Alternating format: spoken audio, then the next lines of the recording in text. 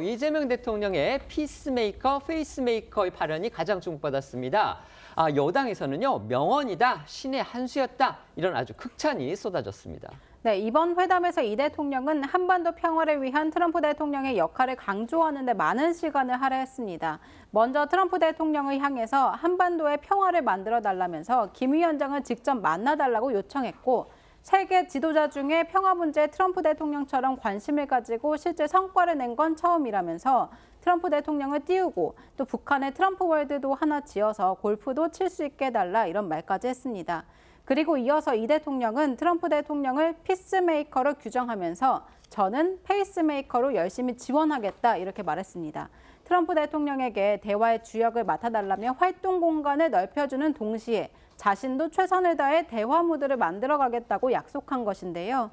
여기에 변함없는 한반도 평화체제를 구축하기 위해서는 북미 대화가 필수라는 이 대통령의 판단이 담긴 것으로 풀이되고 있습니다. 이재명 대통령, 트럼프 대통령과 북한 김정은의 대화를 아주 적극적으로 추진하는 그런 모양새가 됐습니다. 트럼프 1기 행정부 시절에 이른바 한반도 운전자론, 또 중재자론을 앞세웠던 문재인 당시 대통령을 떠오르게 만듭니다. 맞습니다. 이 트럼프 1기 행정부 시절 당시 북미 정상은 이 북한의 비핵화 방안을 두고 두 차례 정상회담을 가졌고, 당시 이제 문재인 전 대통령은요, 본인이 이 한반도 운전자론 그리고 중재자론을 앞세워서 이 세 차례 남북 정상회담을 통해 북미 대화를 조율한 바 있습니다. 트럼프 대통령은 이번 이 정상회담에서도요, 2018년 이 평창 동계올림픽에서 시작된 북미 대화의 과정을 자세히 소개해서 눈길을 끌었습니다.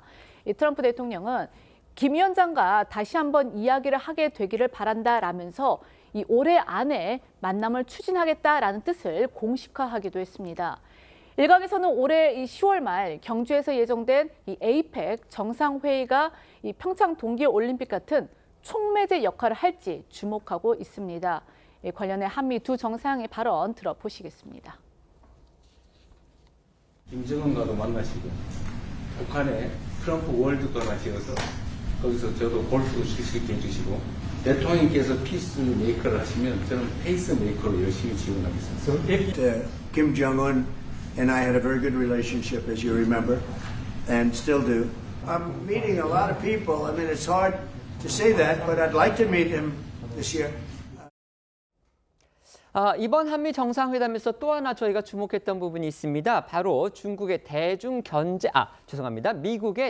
견제 정책에 과연 우리 측의 그 참여, 이거 적극적인 호응, 이거를 트럼프 대통령이 요구를 할 것이냐, 이 부분이었는데요. 그것과 관련해서 한미 정상회담에서는 뭔가 그런 부분이 구체적으로 얘기가 나오지는 않은 듯합니다. 그런데 오히려 이재명 대통령이요, 아까 말씀드렸던 그 CSIS 연설에서 매우 중요한 얘기를 했습니다. 안미 경중, 그러니까 안보는 미국, 경제는 중국이라는 그간의 노선을 더 이상 취할 수 없는 상황이다. 지금 이렇게 말해서 주목받았습니다. 네, 이재명 대통령이 한국 외교의 오랜 이 안미 경중 노선에 대해서 더는 과거와 같은 태도를 취할 수 없는 상태다라고 말했습니다. 이런 이 대통령의 발언은요, 한국이 미국의 안보를 의존하고 이 경제적 실익은 다른 곳에서 취한다는 그런 주장에 대해서 어떤 입장이냐라는 이 존 햄리 CSIS 회장의 질문에 대한 답변에서 나왔습니다. 과거처럼 안미 경중 노선을 취할 수 없는 이유에 대해서 이 정세의 변화를 언급을 했는데요. 이 대통령은 최근 몇 년 사이 자유진영과 중국을 중심으로 한 진영 간 이 공급망 재편이 본격적으로 벌어지고 미국의 정책이 명확하게 중국을 견제하는 방향으로 가고 있기 때문이다라는 취지로 설명했습니다. 네, 또한 이 대통령은 미국도 중국과 기본적으로 경쟁하고 심하게는 대결한다면서도 또 한편으로는 협력할 분야에서는 협력하고 있는 게 사실이라면서 한국도 지금은 중국과 지리적으로 매우 가깝기 때문에 거기서 생겨나는 불가피한 관계를 잘 관리하는 수준으로 유지를 하고 있는 것이지 이제는 미국의 기본적인 정책에서 어긋나게 행동하거나 판단할 수 없는 상태다 이렇게 설명을 했습니다.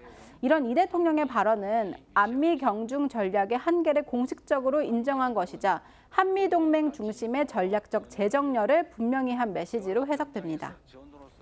이재명 대통령이 싱크탱크죠. 이 CSIS 연설을 통해서 우리의 국방비 증액을 예고를 했고요. 또 이른바 안미 경중, 그러니까 안보는 미국과 경제는 중국과 이 노선에 대해서 이제는 그걸 유지하기가 좀 힘들지 않겠느냐 이런 얘기를 했습니다.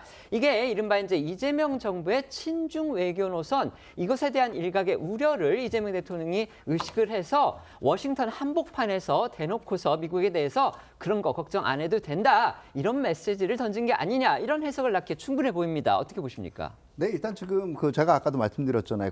이게 공동 선언이나 성명에 이 담길 정도로 이 인식이 일치하지는 않았지만 미국 측에서 강력한 요청이 있었던 것 같고요.